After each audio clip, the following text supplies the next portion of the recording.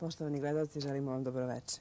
Večeras ćemo vam predstaviti jednu mladu, šarmantnu, rođenu Francuskinju, odraslu u neposrednoj blizini Trijumfalne kapije i Elisejskih polja, koja je ovih dana posetila našu zemlju. Nekada je bila veoma uspešna u svetu biznisa, takođe veoma uspešna sportiskinja, a danas sa ponosom ističe da je srećna majka troje dece kojima je potpuno posvećena. Još nešto, ona je zaljubljena u Beograd, iznad svega voli srpski narod i nekada davno je naučila dosta naš jezik, vidjet ćemo koliko. Anne-Marie, bonsoir et soyez bienvenue dans notre émission à Belgrade. Dobar večer, Marina.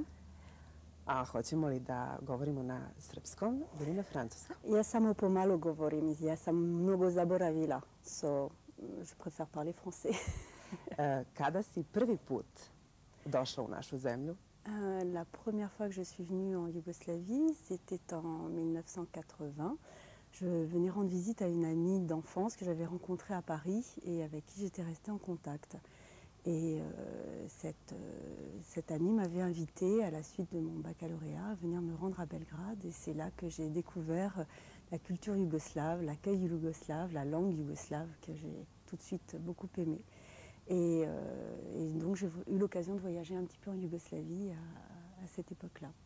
Mais vous avez dit une fois, en discutant avec moi, que vous avez appris assez facilement notre langue et que les autres langues, vous les avez appris plus difficilement que le serbe, en fait.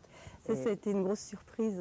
C'est que, effectivement, j'avais essayé pendant des années durant de parler anglais à l'école. J'avais toujours très mauvaises notes en langue. Et en arrivant en Yougoslavie chez cette amie, qui m'a aidée à apprendre, évidemment, j'ai appris très vite. Et en un mois, je pouvais tenir des conversations relativement simplement avec des gens. Et c'était assez étonnant. Et donc c'est un langage qui est venu assez vite, oui, effectivement. Et vous avez vous connaissez les raisons pour lesquelles c'est comme ça? Parce qu'une fois vous avez dit que vous avez l'impression que dans votre vie antérieure vous avez été serbe ou russe. Vous le pensez vraiment? Oui, c'est un peu bizarre parce qu'en fait, les mots, la mémorisation des mots est venue très vite, la grammaire est venue très vite, et à tel point que je me suis dit j'ai dû être serbe dans une vie antérieure parce que j'avais eu tellement de mal à apprendre l'anglais que là vraiment c'était assez étonnant. Et puis je me suis découvert aussi des attaches. Je sais que je suis très sensible à la musique des Chœurs de l'Armée Rouge, par exemple, à des musiques tout à fait slaves. Et ça, c'était assez étonnant, c'était une découverte à 20 ans. Et quand je suis rentrée à Paris en parlant le serbe, les gens étaient très étonnés. Mais quand vous dites russe, vous avez des gens dans votre famille qui se sont intéressés à la culture russe aussi ou pas? Oui, oui, j'ai une tante qui était professeure de russe et qui, elle aussi, a eu un attrait assez intense vers cette culture. Et quand je suis rentrée à Paris, c'est elle qui m'a offert des dictionnaires, des rečnik de serbe, et avec qui j'ai beaucoup parlé de tout ça. Mais en fait, vous êtes resté combien de temps en tout dans notre ville en Yougoslavie? Je suis restée 2 mois en Yougoslavie. Le premier mois, je l'ai passé à Belgrade chez cette amie. En fait, on a passé une quinzaine de jours et puis nous sommes partis à Opatija chez des amis du papa. Et à Opatija, nous avons été à Pula, à Rijeka. Et puis là, j'ai pris un autocar et je suis partie toute seule à Makarska pour faire un stage de volley-ball, puisque je fais beaucoup de sport. Je faisais du volley-ball à l'époque. Et à Makarska, j'ai rencontré aussi l'accueil yougoslave d'une certaine manière, puisque le car arrivait à 3 heures du matin, très tard dans la nuit, et j'étais toute seule, j'avais 19 ans, j'avais un peu peur, parce qu'évidemment, toute seule, en arrivant dans une ville qu'on ne connaît pas avec le sac à dos, c'était un petit peu étonnant. Et j'étais suivie par un monsieur qui m'embêtait un peu. Et j'ai demandé à un couple s'il pouvait me dire où je pouvais dormir la nuit, et le couple m'a invité à venir dormir chez eux. Et puis au détour d'un croisement, je me suis rendu compte que ce n'était pas un couple, que c'était un garçon et une fille. Et le garçon me dit bah, viens nous suivre. Donc j'ai suivi ce garçon et en arrivant à son appartement, il a ouvert la porte et je comprenais ce qu'il disait en serbe. Et il a dit à des gens qui étaient à l'intérieur, mais je ne savais pas qui était là, regardez ce qui vient nous voir. Et à ce moment-là, il allume la lumière et il y avait 7 garçons qui dormaient dans cet appartement. Et ils ont été très sympathiques. D'abord, j'ai eu un moment de recul, et puis après, on est rentré et ils m'ont laissé leur lit, ils m'ont apporté des gâteaux, du chocolat, et on a discuté toute la nuit de la culture yougoslave. À Belgrade, j'avais eu l'occasion de rencontrer certaines personnes comme Goran Bregovic, comme Oliver, à l'époque un chanteur. J'avais eu l'occasion de parler avec des journalistes, avec des sportifs, et ils étaient étonnés de tout ça. Et on a passé une nuit super. Et quand vous avez parlé de cette amie de Belgrade, alors ça fait longtemps que vous la connaissez, c'est depuis l'âge de 12 ans, oui, n'est-ce pas? c'est ça. On était à l'école ensemble. Elle est arrivée, elle avait 11 ans, et on a tout de suite beaucoup sympathisé. Et je me souviens, elle parlait très bien français. Et elle avait une certaine prestance. Et je me souviens la première fois que la professeure de français nous a rendu une rédaction en français, elle a fait honte à toutes les petites filles françaises en disant la rédaction de cette jeune fille qui s'appelait Mlada. Sa rédaction est la meilleure de toutes, et c'est elle qui avait la meilleure note. Alors j'avais été très impressionnée par ça. Et vous êtes venue la voir ici, n'est-ce pas? Oui, et c'est elle que je suis venue voir après en 80. En 80, la deuxième fois, et maintenant c'est la troisième fois. Voilà, tout à fait, je suis chez elle, exactement. Mais vous êtes aussi une femme assez intéressante, parce qu'on en a longtemps discuté. Vous avez été dans le monde de business pendant 10 années. C'est un monde d'hommes, si je peux le dire. Un monde où la plupart des gens sont des hommes, n'est-ce pas? Comment une femme se retrouve dans ce business, et qu'est-ce que c'était exactement ce que vous avez fait? C'est-à-dire que c'était à la sortie de l'université, j'ai postulé pour un... Quelle université? C'était l'université à Paris, université scientifique en fait. J'ai fait un DESS scientifique, et à l'issue de ça, j'ai postulé pour un job qui était typiquement masculin. Et je me suis retrouvée dans une assemblée complètement masculine pour postuler à cet emploi. Et à mon grand étonnement, c'est moi qui ai eu le job. Et c'était drôle parce qu'en fait, être une femme dans un milieu d'hommes, c'est un problème quand on ne le vit pas bien, quand on arrive complètement décontracté par rapport à ça, en assumant parfaitement sa féminité et en disant je suis aussi bonne qu'un homme et je peux être aussi performante et professionnelle, ça ne pose aucun problème. Au départ, les hommes vous tendent des pièges, essayent de vous mettre à l'épreuve, mais dès lors que vous avez prouvé que vous êtes aussi compétente qu'eux, il n'y a vraiment pas de problème. Après, c'est dans la tête des gens que ça se passe. Mais vous croyez que la beauté a joué un rôle ou pas dans la beauté, ce succès? Non, c'est beaucoup dire. Non, je crois qu'une approche sérieuse, professionnelle, tout en jouant sur une certaine féminité, c'est... Quand même, en jouant, oui, sûr. Bien sûr. Vous croyez que c'est nécessaire quand même, oui? Mais dans un monde masculin, c'est automatiquement un atout et un avantage, donc pourquoi ne pas s'en servir? Mais vous avez été nommée businesswoman en l'année 1988. Oui. Qu'est-ce que ça voulait dire? Businesswoman en France c'est top performer européen, c'est-à-dire oui. que c'est un titre que l'entreprise chez laquelle je travaillais, qui était Hewlett-Packard, une grosse entreprise américaine, cette entreprise faisait une espèce de concours entre tous les commerciaux de l'Europe, et j'avais été parmi les 6 premiers, donc top performer. Et c'était un titre provisoire, puisque ça veut dire que j'avais réalisé les meilleures ventes d'Europe.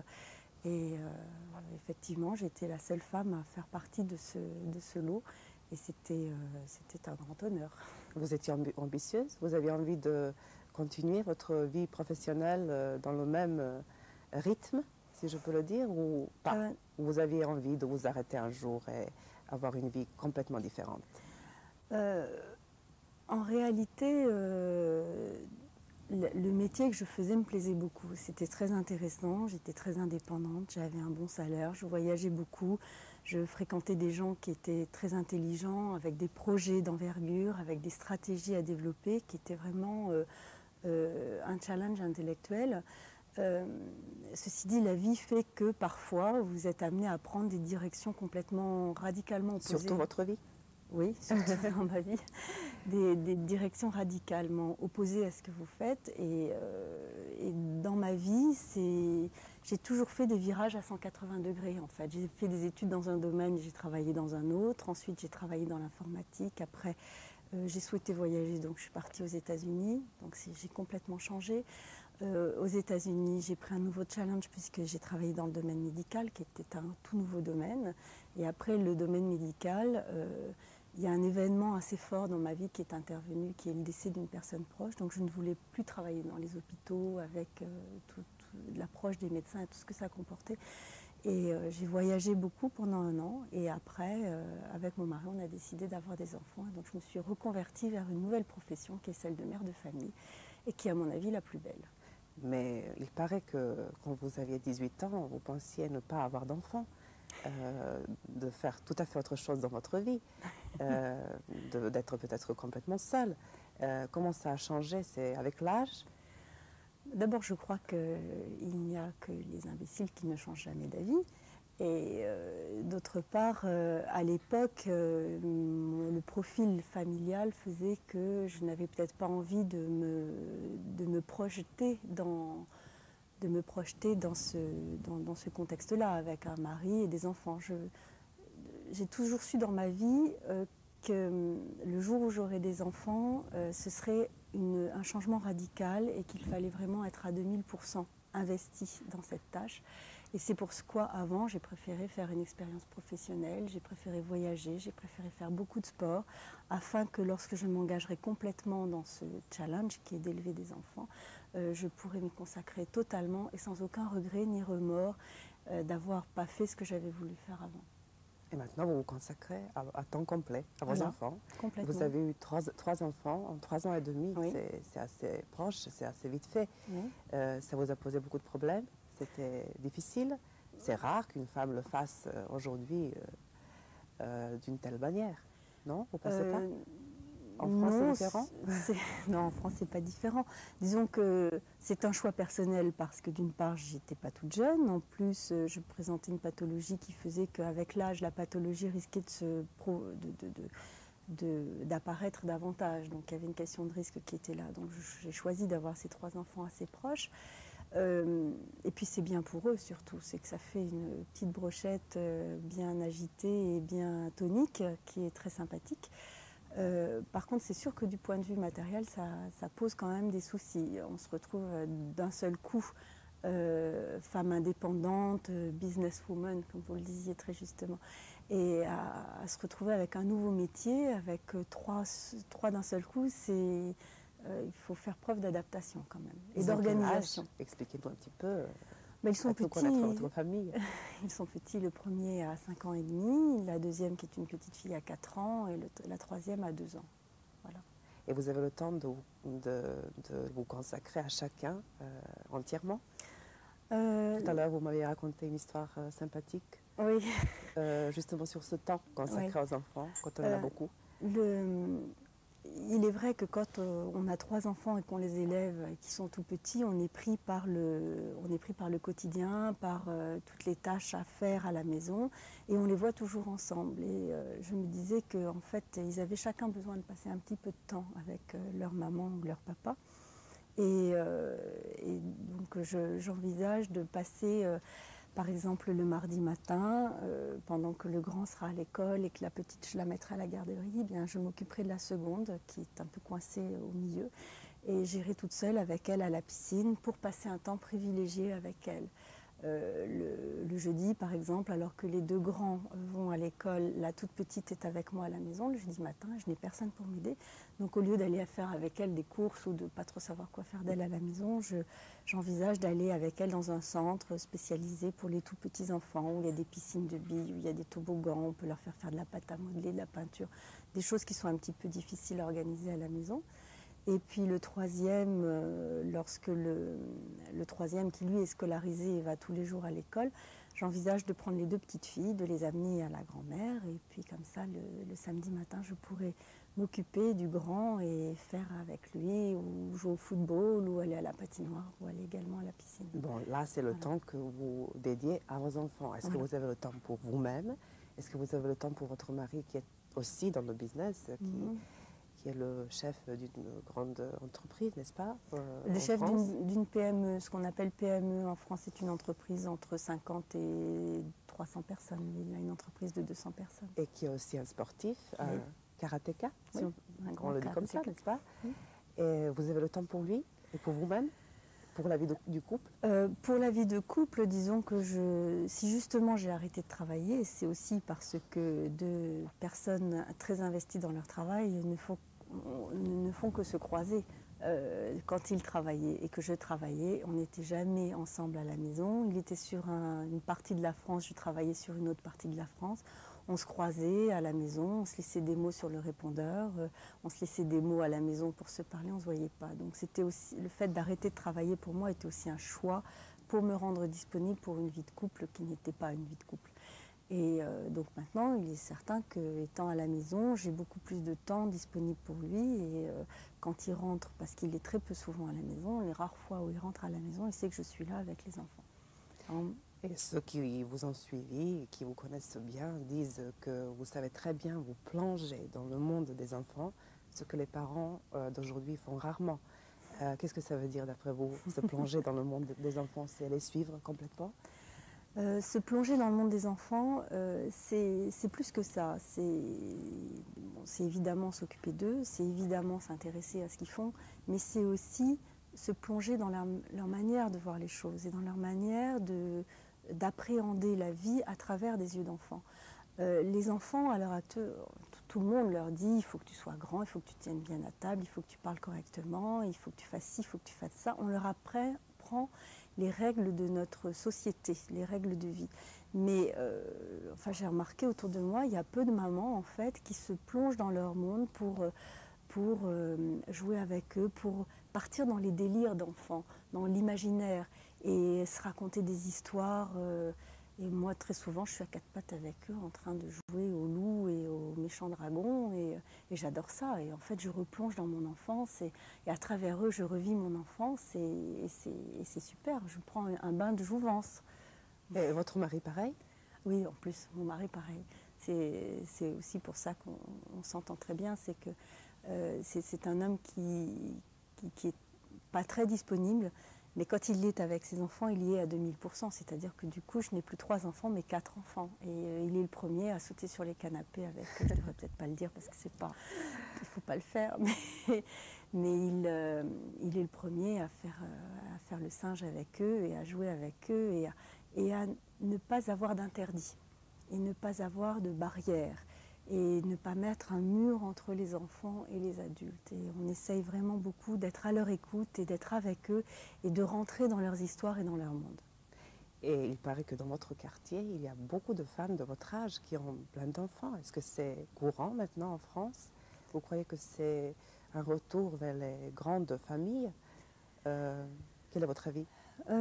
Bon, d'abord, j'ai la chance d'habiter dans un quartier privilégié où les femmes comme moi ont des maris qui peuvent subvenir aux besoins d'une famille. Donc si effectivement elles ont des enfants et qu'elles ont arrêté de travailler par choix, c'est d'abord parce que matériellement elles le peuvent, ça c'est sûr.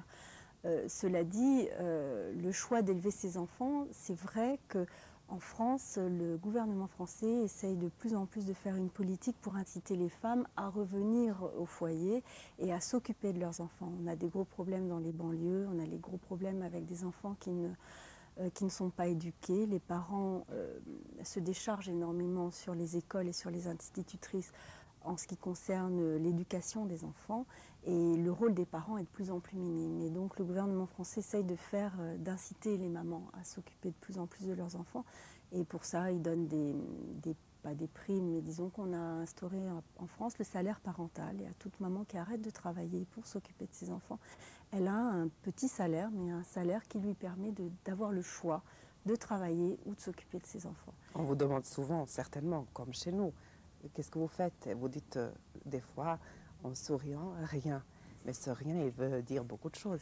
Oui, c'est le travail d'une maman est un travail quand même énorme. D'abord, c'est 24 heures sur 24, 7 jours sur 7, 365 jours par an.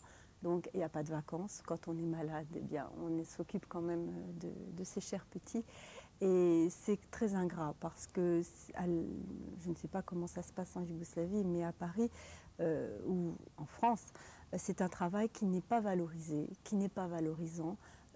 Justement, quand on vous demande « Ah, vous êtes mère au foyer », bon, vous ne travaillez pas. Non, effectivement, je ne travaille pas, je ne suis pas salariée, je n'ai pas de responsabilité professionnelle, mais je travaille et beaucoup. C'est un travail de tous les instants, de tous les jours, c'est une surveillance, c'est une énorme responsabilité et je crois que si tous les parents s'investissaient à la mesure que ça demande, ils se rendraient compte que c'est vraiment quelque chose de très important et de très prenant. Mais vous paraissez tellement bien organisée. Est-ce que c'est la nature? Est-ce que toutes les femmes françaises sont comme ça? Vous avez organisé bien votre vie. 10 ans de travail, maintenant, je ne sais pas, 10 ou 15 ans d'élever les enfants. Et après, qu'est-ce que vous avez l'intention de faire? Je ne sais pas, on verra. On verra. Vous savez, je crois en la fatalité. Comme je le disais tout à l'heure, ma vie a été ponctuée de rebondissements et de changements à 181 degrés. La vie fait qu'il y a des opportunités qui se présentent, il y a des choses qui font qu'un jour vous êtes amené à changer complètement de vie. Pour le moment, mes enfants, c'est ma priorité, c'est mon grand objectif, c'est un immense plaisir. Et tant qu'ils auront besoin de moi, je serai là près d'eux pour eux. Après, si je vois... En plus, je souhaite profiter d'eux quand ils sont tout petits parce que ça passe très vite. Et je crois que très rapidement, ils se détachent de la maman, ils se détachent du papa. Et si on ne leur apporte pas ce dont ils ont besoin quand ils sont tout petits, après on le regrette. Et on se dit, oh, ils ne font plus de câlins, oh, ils sont déjà partis de la maison, oh, ils savent faire leur repas tout seuls. Et je crois qu'on le regrette. Donc je tiens vraiment à en profiter et ils m'apportent plus que moi je ne leur donne, j'ai l'impression. Je leur donne tout mon temps, Oui, mais eux comme me vous donnent dites, encore il plus. vous apporte. Qu'est-ce que le sport vous a apporté? Est-ce que cette stabilité mentale, est-ce que c'est grâce au sport que vous l'avez? Parce que vous avez été aussi très bonne joueuse en volleyball dans l'équipe nationale, n'est-ce pas, de France, nationale. Hein, Oui, nationale, une oui, première division. Oui. C'est ça qui vous a apporté la stabilité? Ben, quel est le rôle du sport dans votre vie? Le rôle du sport, c'est quelque chose de très important. Et ça, je crois que mon mari et moi, on tient vraiment à l'inculquer à nos enfants. Le vieil adage qui dit un esprit sain dans un corps sain veut tout dire. C'est que pour réfléchir correctement, pour savoir comment se positionner dans la vie, pour apprendre beaucoup de choses, l'école du sport est une école fantastique. C'est une école de discipline, de bien-être dans son corps, donc de s'accepter soi-même, de se connaître soi-même. C'est une école aussi de compétition. La vie est une éternelle compétition. On ne tombe pas toujours sur des gens très gentils. Et le fait, dans le sport, d'avoir été face à ce genre de situation vous arme pour après, plus tard. Le sport vous permet aussi d'apprendre à gérer le succès, mais aussi l'échec. Apprendre à gérer un échec, toute sa vie on est confronté à des situations qui peuvent être malheureusement des situations d'échec. Le sport, tout petit, vous apprend à gérer ça, à relativiser, à prendre de la distance, à rebondir pour partir d'un meilleur pied sur autre chose. Et c'est une école très importante. Et quand j'étais à l'université, on me critiquait beaucoup parce que je faisais quasiment autant d'heures de sport que d'études. Et je savais que matériellement, je n'avais pas le temps de faire tout ça, que les gens qui me critiquaient avaient raison. Mais en réalité, ça m'a appris à me concentrer tellement vite, je n'avais tellement pas de temps à perdre que quand je me mettais à mes études, je me concentrais très très vite. Et ça m'a permis de faire beaucoup de choses. Et vous faites beaucoup de choses pendant la semaine, parce que 3 fois par semaine, vous avez le volleyball le soir, Oui, n'est-ce pas? bien sûr. Vous arrivez à le faire avec les enfants. Oui. Mais quand vous avez parlé tout à l'heure de l'intellectuel, d'après notre discussion, j'ai eu l'impression que vous aviez quelque chose contre les intellectuels, que ça vous énervait quelque part, que vous étiez complètement dans la science, dans le scientifique. Ces deux, vous les voyez à l'opposé? C'est une grande discussion, ça. Ça peut prendre beaucoup de temps. Sérieuse, oui. C'est une grande discussion sérieuse. Le monde intellectuel est un monde qui tend à vouloir compliquer beaucoup les choses. Et je trouve que la vie est simple. La vie doit se baser sur des valeurs simples, sur un équilibre simple. Et tout ce qui est intellectuel est évidemment nécessaire, mais dans une certaine mesure. Je préfère l'intellectuel scientifique, entre guillemets, qui se base sur une logique, sur des bases solides, à partir desquelles on ne risque pas de déraper vers des choses complètement hors de, comment dire, des discussions philosophiques sans fin et qui n'amènent rien. Et je préfère de loin la philosophie abordée par le côté scientifique que la philosophie purement littéraire dans laquelle on se perd un peu. De plus, je trouve que on peut dire des choses très intelligentes avec des mots très simples. Et tout ce qui est intellectuel m'énerve un peu parce que pour paraître intellectuel, les gens utilisent des mots tellement compliqués que plus personne n'y comprend rien. Et ça m'agace. C'est pour ça que vous aimez Guy de Maupassant? Oui, j'aime beaucoup Guy de Maupassant. D'ailleurs, j'ai lu récemment un texte où il exprime très bien cette notion-là, beaucoup mieux que moi. Évidemment, au siècle dernier, il était opposé à Edmond de Goncourt, qui était son grand ennemi, et Edmond de Goncourt reprochait à Guy de Maupassant d'avoir des mots trop simples, d'avoir des textes beaucoup trop faciles d'approche pour tout le monde. Et Edmond de Goncourt disait que chaque auteur, tel que Flaubert, Victor Hugo, devait avoir une signature littéraire, un style tellement précis que par la phrase, on reconnaissait l'auteur. Et Guy de Maupassant n'était pas de cet avis. Il partait du principe que la langue française était une langue pure, simple, vif, acerbe, et qui ne méritait aucune fioriture. Et je sais qu'à l'époque, au siècle dernier, c'était une grande bataille littéraire. Et je suis complètement de l'avis de Guy de Maupassant. Il est traduit chez nous, on aime beaucoup, oui, Guy de Maupassant, et puis beaucoup d'autres auteurs français, évidemment, vous connaissez. Enfin, vous savez que ces deux cultures ont été assez rapprochés, enfin, qu'on a des alliés, oui. Mais ceux qui vous connaissent disent que vous avez une grande bibliothèque, que vous avez plein d'auteurs littéraires, philosophes, enfin, pas seulement scientifiques. C'est-à-dire que vous avez beaucoup réfléchi dans votre vie sur tout ça, n'est-ce pas? Oui. Oui, j'ai beaucoup réfléchi comme tout le monde. Étant jeune, je discutais beaucoup avec des amies qui étaient très littéraires, qui, elles, ont fait des études de littérature, des études de journalisme pour certaines à Paris. Et c'est vrai que j'étais toujours un petit peu opposée à leurs idées de littérature philosophique et de la philosophie derrière la littérature, de quelque ordre que ce soit. Et moi, avec ma petite vision scientifique, je poussais toujours pour dire la science permet d'accéder à la philosophie, permet d'accéder à des connaissances très mystiques même. Et c'était effectivement une grande bataille entre moi et mes amis quand j'étais petite. Ce que vous faites ce soir, vous avez horreur de ça. Vous n'aimez pas la télévision, vous ne la regardez pas chez vous. Vous décrochez le téléphone pour qu'il ne vous dérange pas, en fait. Vous menez une vie assez, si on peut dire, à part, assez calme. Pourquoi vous n'aimez pas la télévision? Pourquoi tout ce que les autres font, vous avez un petit peu un recul? Ouais, je ne vis pas une vie monastique, quand même. Je ne vis pas une vie monastique. Non, la télévision, c'est en fait un indice d'un débat beaucoup plus large. C'est que d'une façon générale, je n'aime pas tout ce qui est pensée unique.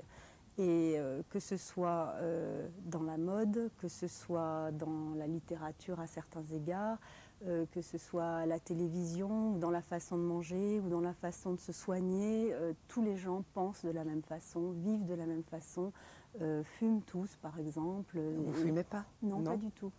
Et justement, cette pensée unique m'agace. Et je crois que ça, mes parents, à ma sœur et moi, nous ont inculqué le désir de s'affirmer, pas de façon différente, systématique, mais de ne pas suivre toujours les pensées des autres parce qu'il paraît qu'elles sont bien ou parce qu'il paraît que ce sont des grands, des hommes politiques formidables ou des littéraires formidables qui pensent ça, d'avoir notre propre image, notre propre personnalité, notre propre pensée. Et de ce fait, effectivement, quand j'ai vu mes amies petites qui ont commencé à fumer, parce que j'avais ma propre opinion là-dessus, j'ai refusé de fumer comme elles, parce qu'elles étaient toutes littéraires et que moi j'étais scientifique, j'avais des idées un petit peu à part. Et la télévision rentre dans ce cadre-là, c'est-à-dire que pour moi la télévision n'est utile que lorsqu'elle sert vraiment aux gens.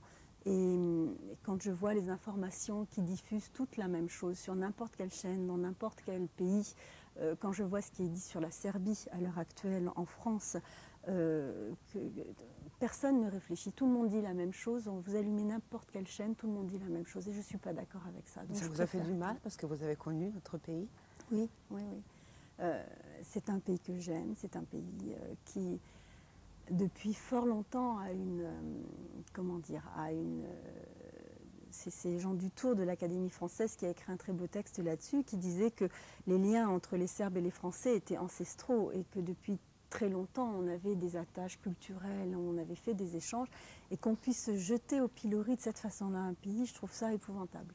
Et c'est surtout le média qui a fait... Mais bien sûr, mais ce sont les médias, bien sûr, ce sont les médias et les intellectuels français, excusez-moi, mais quand ce sont des Bernard-Henri Lévy ou des Bernard Kouchner qui se permettent de dire des choses sur des pays dont je me demande si vraiment ils connaissent l'histoire, et parce qu'ils sont intellectuels, ils sont écoutés, donc tout le monde pense la même chose, ça me révolte, je trouve ça épouvantable. Donc ça me conforte encore plus dans l'idée que mes idées, que ma personnalité, que mon jugement doit rester ce qu'il est. J'écoute et je suis très ouverte aux autres et aux idées des autres, mais ce n'est pas parce qu'un tel a une idée que je vais me greffer automatiquement là-dessus. Ce qui est sûr, c'est que tout le monde pense que Paris est une ville de mode, que la mode est suivie d'après ce qui se passe à Paris. Est-ce que vous êtes d'accord? Est-ce que les Françaises font beaucoup attention à ce qu'elles se mettent? Est-ce qu'elles suivent la mode? Enfin, on veut tout savoir ce soir sur la vie, sur la France, sur la vie d'une femme française, une femme qui a une famille. Alors, qu'est-ce que vous pensez de la mode? Est-ce que vous êtes aussi à part là, la mode, personnellement, je n'aime pas. Quel que soit le type de mode, le mode dans la pensée, le mode dans l'habillement, le mode dans l'alimentation, le mode dans la façon de se soigner, je n'aime pas. Maintenant, c'est vrai qu'à Paris, il y a beaucoup de choix. C'est vrai que certaines personnes sont très attirées par ça. Mais il ne faut pas généraliser non plus. Je sais que les Françaises ont l'image de femmes très comment dire, très sensibles à tout ça. Mais pour ma part, les gens que je fréquente ne sont pas très attachés à la mode et il y a des Parisiens qui s'en fichent complètement. Et qu'est-ce que vous pensez de notre mode, des femmes d'ici? Vous avez eu l'occasion de les fréquenter, de le voir? Je trouve que enfin, je ne sais pas, mais tout du moins les femmes que j'ai fréquentées à Belgrade sont effectivement très attentives à la façon de s'habiller, à la façon de se coiffer, à la façon de se chausser, les chaussures, tout est très important et tout prend une dimension très importante. Même les sentiments. Vous aviez dit que chez nous, tout est tragique, tout est dramatique quand on tombe amoureux, parce que certainement, elles vous ont avoué, vos amies, certaines des choses qui leur sont passées dans la vie. Et vous pensez qu'elles dramatisent tout? Oui, qu'elles compliquent la vie? Il ne faut pas généraliser. Il faut pas généraliser. Mais c'est vrai qu'un jour, j'ai dit en riant que les femmes serbes sont compliquées. mais je l'ai dit en riant et les cas que j'avais à côté de moi le démontraient. Je crois que... Mais il y a des femmes françaises et parisiennes très compliquées aussi. Vous savez, à Paris, les psychanalystes et les psychologues font fortune. Hein, vous avez horreur de ça aussi? J'ai horreur de ça, bien évidemment. Une bonne discussion avec des amis, quand j'ai habité aux États-Unis et un jour j'ai une amie qui me dit tu sais, ma sœur a un problème, elle est très grosse et elle voulait en parler à maman, parler de son régime diététique ou de ces choses-là, et maman lui a donné 50$ en lui disant on va voir un psy. Je trouve ça épouvantable. Si les psychanalystes prennent le relais des parents, des frères et sœurs, des amis, on va vivre dans un monde de solitude épouvantable où seuls les psychanalystes seront notre porte de sortie. Donc, on arrive petit à petit au sujet que j'aime beaucoup, et vous aussi, c'est la médecine et la mode, enfin la manière de se soigner. il y a une dizaine d'années, vous disiez que vous étiez pas, enfin, vous vous soignez comme tout le monde, et que maintenant vous vous êtes plus orienté vers l'homéopathie. C'est une façon de se soigner qui n'est pas très très bien connue chez nous. Oui. Qu'est-ce que ça veut dire et pourquoi vous pensez que c'est bien? Parce que vos enfants sont soignés maintenant seulement par l'homéopathie, pas par les antibiotiques, ce que tous les médecins donnent aux enfants. L'homéopathie, en fait, ça va dans une façon de vivre un petit peu différente. En France, comme ailleurs, je pense qu'on est de plus en plus sensible à la pollution en général, au bruit, à la malnutrition, parce qu'on mange des trucs qui sont complètement pollués, soit des pauvres vaches folles ou bourrées d'antibiotiques, dans lequel le lait récupère toutes ces antibiotiques. Notre alimentation est de plus en plus mauvaise. Mauvaise. Et donc le soin homéopathique va en fait dans une harmonie de la personne avec son environnement, avec les problèmes de nutrition. Et les médecins homéopathes ne sont pas des médecins traditionnels qui voient que vous avez une grippe et qui vous donnent des médicaments que pour la grippe. Non, ils vous donnent des tout Ils vous petits donnent médicaments des tout comme petits ça. médicaments à base de plantes, à base de tas de choses un petit peu hétéroclites. Et il faut en fait une analyse de votre terrain, de votre psychisme, de votre façon de vivre, et ils peuvent vous donner des conseils qui vont de la nutrition jusqu'au comportement, jusqu'à également la façon de se tenir. D'ailleurs, la première fois où on va à une consultation homéopathique, c'est très surprenant parce que les médecins vous demandent est-ce que vous aimez plutôt épicé ou sucré, est-ce que vous dormez sur le ventre ou sur le dos, est-ce que vous... Quelle couleur vous aimez le plus? Ça aussi, oui, ça dépend. Je n'irai pas jusque-là, mais tout ce qui peut avoir trait, comment votre organisme exprime sa façon d'être. Quand vous avez de la fièvre, est-ce que vous transpirez ou est-ce que vous êtes plutôt rouge? Est-ce que vous grelottez au fond de votre lit ou est-ce que vous avez chaud? Tout ça sont des indices qui déclinent un terrain. Et à partir de ce terrain, le médecin prescrit des plantes, prescrit donc ces petits granules qui sont très faciles à prendre. Et c'est une culture en fait homéopathique. Et je sais que moi j'y suis arrivée complètement par hasard et le médecin, la première fois que je l'ai vu, m'a demandé si j'étais d'accord pour l'accompagner dans son diagnostic. Et ça, c'est un concept qui m'a séduit. À l'heure actuelle en France, les médecins, quand une maman amène un enfant, le médecin demande à la maman, il a de la fièvre, qu'est-ce qu'il a fait aujourd'hui, il a mal à la gorge, puis il l'examine et c'est tout. La maman n'a pas son mot à dire, n'a pas voix au chapitre. Et parfois, on peut avoir quand même des avis. On connaît le mieux son enfant, on sait comment il peut changer de comportement. Et le médecin homéopathe tient compte de tout ça. Et il demande à la maman de l'accompagner dans son diagnostic. Et ce médecin m'a donc donné un livre que j'ai lu et dans lequel on apprend à observer, tout simplement. Et quand on arrive chez le médecin homéopathe, eh bien, il y a toute une liste d'observations qu'on lui remet, qu'il confirme par l'analyse avec l'enfant. Et j'avoue que dans plusieurs cas, ça... je n'irai pas jusqu'à dire que ça a sauvé mon enfant, mais enfin, une fois, il était quand même dans une situation de détresse et d'urgence terrible. Et la médecine traditionnelle ne pouvait rien y faire. Et par téléphone, j'ai appelé le médecin qui m'a dit donnez-lui telle dose de tel produit et je lui ai donné et en une demi-heure, tous les symptômes ont disparu. C'est intéressant, oui, on en discutera dans nos émissions parce qu'on a fait déjà des essais. Oui. Mais j'ai voulu, parce que l'émission évidemment est courte pour tout ce qu'on a envie de dire, parce que l'homéopathie est votre sujet qui vous intéresse beaucoup. Ce qui m'intéresse, c'est est-ce que vous... Madame Anne-Marie Leclerc, vous vous sentez comme une femme qui appartient à un homme ou vous vous considérez comme une femme qui est complètement indépendante? Est-ce que vous aimez cette appartenance à un homme? Quels sont les rapports hommes-femmes en France et dans votre avis? Écoutez, c'est une question qui est très intime. Ils se disent des choses intimes dans cette émission. Si vous ne voulez pas, vous ne le dites pas, mais enfin, non, un tout petit il n'y peu. a pas de problème. Oui. C'est une question, je crois, qui est universelle, qui est d'une part certainement très culturelle. Selon les cultures, les gens voient cette union de façon différente.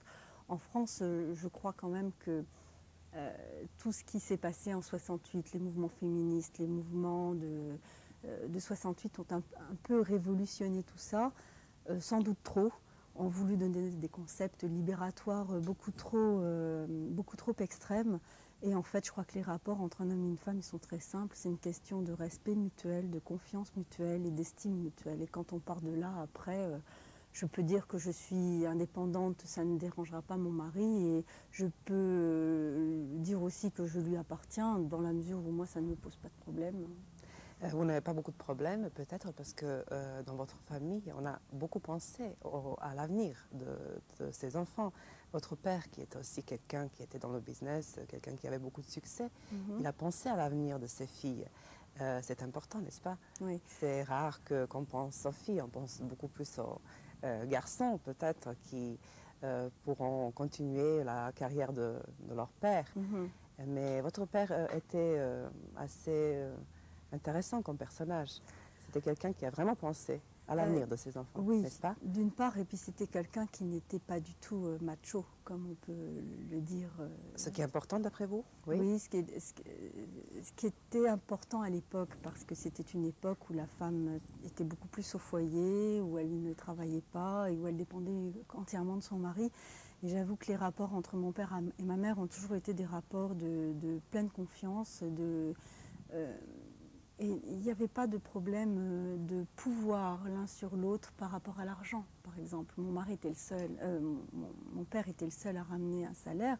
Ça n'a jamais posé de problème à ma mère et il a toujours mis ma mère très à l'aise par rapport à ça. Et je pense que de ce fait, il a voulu que ses filles soient capables d'avoir le même genre de liberté. Donc il a organisé sa vie de telle sorte que ma sœur et moi ayons une indépendance financière qui nous permette de nous donner des choix. Et l'indépendance financière que nous avons nous donne évidemment une certaine liberté et la possibilité d'avoir le choix.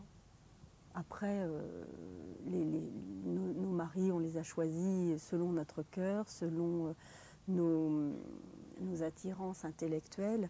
Et ce sont des hommes qui vivent très bien le fait qu'on soit des femmes indépendantes et qu'on n'ait pas besoin, entre guillemets, de leur salaire pour vivre. Vous avez sorti une phrase qui est assez intéressante, c'est que c'est beaucoup plus facile d'avoir des enfants nombreux que d'avoir un ou deux enfants. Ah oui. Et pourquoi c'est plus facile? Ah oui, ça me semble évident. À plein d'égards.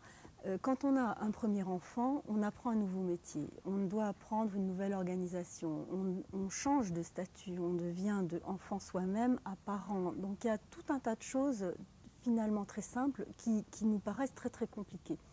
Bon, ce qui est formidable, c'est qu'on a un enfant pour soi tout seul et qu'on a une relation binaire qui s'installe.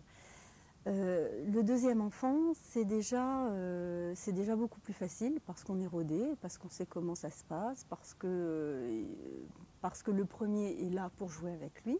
C'est vrai que quand on n'a qu'un enfant, on ne peut pas se mettre à faire quelque chose sans que le petit enfant vienne vous embêter ou sollicite le papa ou la maman. Dès lors qu'il y a un frère et sœur, il va jouer avec son frère ou sa sœur. Et lorsque j'ai eu mon troisième enfant, ça a été vraiment très facile. Pas forcément d'un point de vue matériel, mais d'un point de vue tout simplement d'organisation. On sait les gestes, on va plus vite, on ne perd pas de temps. Les deux grands pouvaient jouer ensemble, donc j'étais tout entière au troisième bébé sans aucun problème.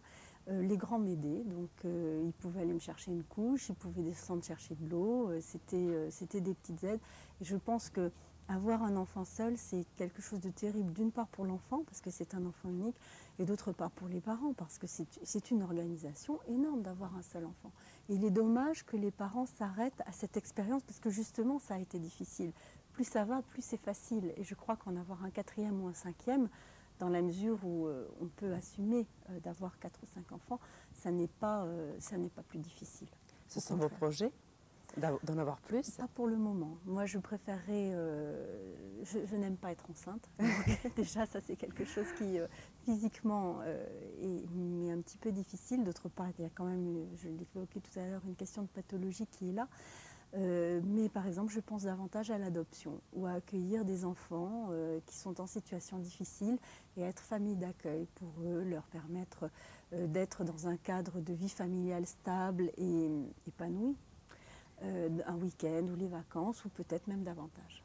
Ce qui est intéressant, c'est que dans votre famille, vous avez eu une marraine qui a adopté 3 enfants de 3 coins du monde. Oui. Une indienne, une fille de Salvador, n'est-ce Oui. pas? Et la troisième, C'est un petit garçon d'Haïti. D'Haïti. Oui. Et vous êtes complètement, vous connaissez cette histoire. Enfin, est-ce que c'était difficile? Est-ce que en France on le fait souvent? Oui. Elle a même écrit un livre sur l'adoption. On va le voir. Alors, qu'est-ce que vous pensez de ça? Eh bien, en fait, cette marraine, c'est une dame qui a été un peu mon modèle quand j'étais petite. C'était Moyakuma. et elle avait une vie assez étonnante pour l'époque. Elle était très instruite. Elle ne s'est jamais mariée parce que je crois qu'elle n'a pas trouvé l'âme sœur, mais elle voulait des enfants. Et plutôt que de faire des enfants seuls, comme ça se fait beaucoup à l'heure actuelle, elle a préféré adopter des enfants qui pouvaient avoir besoin d'une maman. Elle a choisi un chemin difficile puisqu'elle a adopté des enfants qui étaient déjà grands, donc inadoptables. Et elle a choisi par idéologie un de chaque couleur, un de chaque continent. Elle a pris une petite indienne qui avait 8 ans, un petit haïtien qui avait 9 ans et une petite fille du Salvador qui avait 14 ans. Il y a eu des problèmes? Non, l'adoption s'est très bien passée. L'accueil des enfants a été formidable, ils se sont tous très bien intégrés. Après, en fait, ce qui a été le plus difficile, c'est pour la première de partager sa mère avec les 2 autres. Ah, c'est intéressant. Et ça, c'était curieux parce qu'on aurait pu penser que cette petite fille aurait voulu que d'autres enfants bénéficient de la chance qu'elle avait eue. Et en fait, pas du tout. Elle avait trouvé une maman et elle voulait la garder pour elle toute seule. Alors, elle a accepté le petit garçon parce que c'était un garçon. Et puis, la troisième, la sœur, ça a été un petit peu plus difficile, mais finalement, tout le monde s'entend bien et sont ravis d'être ensemble. Comme tout à l'heure, vous aviez parlé des changements radicaux dans votre vie que vous avez eus. Vous avez aussi mentionné, en parlant avec moi, les familles qui changent complètement leur vie. Est-ce que c'est aussi quelque chose qui se passe souvent chez vous? Des familles qui partent vivre ailleurs, dans les autres peut-être pays très lointains. C'est une habitude en France? Non, ça n'est pas habituel, c'est évidemment assez... ce sont des cas isolés, mais qui deviennent quand même de plus en plus fréquents pour un petit peu les causes, les raisons que j'évoquais tout à l'heure. La pollution, par exemple. Paris est une ville polluée. Les gens prennent de plus en plus de mesures contre ça, mais l'excès de voiture, le stress, la fatigue, tous les gens à Paris sont un peu du profil famille, les 2 travaillent, ils ont des enfants, les enfants vont à la crèche le matin, les parents courent partout. Vous allez à Paris, vous voyez tout le temps les gens courir, personne ne s'arrête pour prendre le temps de regarder autour de soi. Et si un pauvre touriste a le malheur de vous demander de lui indiquer le chemin, il a des chances de trouver personne à qui parler. Et ça, les gens en ont marre. C'est quand même une tendance. Les gens se prennent de plus en plus conscience qu'on a des vies polluées, que le bruit nous agresse, le travail nous agresse, la télé nous agresse, la pollution nous agresse. Et de plus en plus, il y a des gens qui arrêtent tout pour partir, vivre à la campagne, pour revenir à des métiers d'artisanat, pour partir en voyage, pour un petit peu se retrouver. Et c'est vrai que dans mon entourage, j'ai plusieurs personnes qui ont fait ça, notamment ma sœur, par exemple, qui avait un travail d'informaticienne, son mari également, ils ont 3 enfants. Et bien, après les grèves des transports de novembre 1995 à Paris, où Paris était complètement bloqué, on ne pouvait plus circuler. Nous, on pense que c'est une ville de rêve, alors que ce n'est pas toujours ça. Là, c'était une ville de cauchemar. Les gens mettaient 3 heures le matin pour aller travailler et rentraient du travail à minuit. Toute la ville était complètement bloquée. Il y a des gens qui ont un effet de ras-le-bol terrible et qui ont tout quitté pour partir en province et pour partir à la campagne. Vous qui êtes issu d'une famille bourgeoise, vous avez fait tout le contraire. Vous vous êtes marié dans une petite église dans le 20e, je crois, arrondissement de Paris, où habitent des gens pas riches, enfin presque pauvres. Vous avez acheté votre robe de mariée dans un magasin tout à fait pas connu. Est-ce que c'était exprès? Est-ce que c'était le vrai sentiment? Qu'est-ce que vous aviez contre toute cette vie aisée, vie de bourgeoise? Bourgeoise, oui, française. vie de bourgeoise, oui, Oui. on peut le dire. J'ai rien contre. Les gens vivent la vie qu'ils ont envie de vivre, mais je n'avais rien pour aller acheter une robe de mariée, une fortune chez Christian Dior ou je sais pas, Christian Lacroix ou n'importe qui. Ça ne m'intéresse pas. Il y a des choses plus importantes. Le mariage, c'est pas le paraître, c'était ce qu'il y avait dans ma tête et dans celle de mon mari qui était important. Et donc le fait je vous l'ai dit, le paraître, la mode ne m'intéresse pas. Et il y a, contrairement à l'image qu'on a de Paris, il y a pas mal de gens qui pensent comme ça. Surtout les gens qui vivent dans votre quartier. Vers la fin de l'émission, on va le dire. Vous vivez dans un quartier qui est très connu, où il y a des gens très connus, mais qui ont envie de vivre différemment, n'est-ce pas? Des acteurs, des gens célèbres. Oui, je vis quand même dans une ville très bourgeoise. C'est pour ça que je n'ai malgré tout pas rompu avec mes attaches et que je donne sans doute une éducation à mes enfants qui est proche de celle que j'ai reçue. Mais l'éducation que j'ai reçue, c'est celle d'un père bourgeois et d'une mère paysanne. Et donc j'ai à la fois le côté valeur de respect, de tenue, peut-être de la bourgeoisie parisienne, mais aussi les valeurs sûres, d'équilibre, de bon sens, de bonté, de gentillesse. Enfin, c'est peut-être me lancer beaucoup de compliments que de dire tout ça, mais des valeurs de quelqu'un simple de la terre qui m'a inculqué tout simplement de vivre simplement. Voilà. Et il paraît, ça c'est la fin, mais dites-le, que quelqu'un, enfin les gens qui vous connaissent ont compris que vous parliez très bien le serbe quand ils vous ont entendu vous disputer avec quelqu'un que vous ne connaissez pas de Belgrade. Vous vous êtes disputé avec lui par téléphone et vous avez réussi à le faire en serbe. Vous n'avez prononcé qu'une phrase au début. Vous pouvez nous dire quelque chose à la fin de l'émission en serbe? Ja sam bila vrlo srećna da budi ovdje i ja želim samo nešto da nema više rata. Le reste, c'est difficile à dire en serbe parce que ça vient du cœur, mais que la Serbie apparaisse aux yeux du monde comme le pays qu'il est, un pays d'accueil, un pays de gentillesse et certainement pas l'image qu'ont l'Europe et les États-Unis de ce beau pays qu'est la Serbie.